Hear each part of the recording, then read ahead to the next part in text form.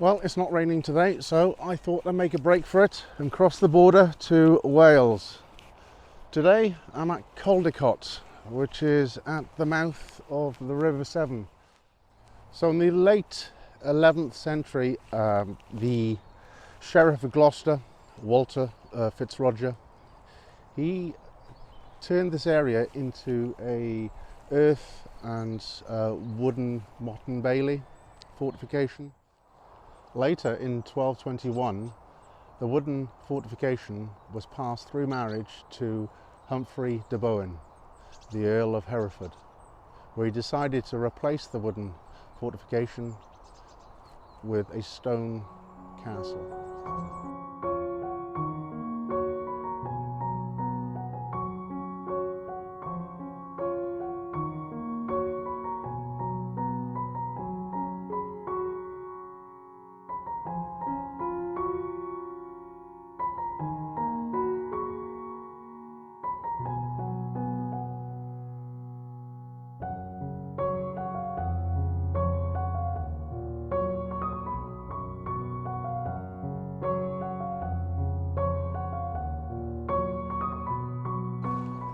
During the 15th century, this was held by Henry of Monmouth, who later became Henry V.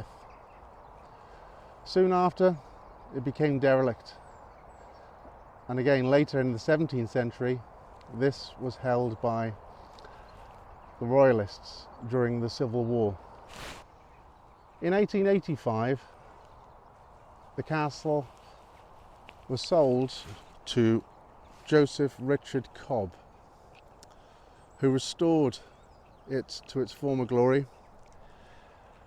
He was also in charge of the restoration at Pembroke and Manorbier Castle. Joseph then went on to keep this as his family home.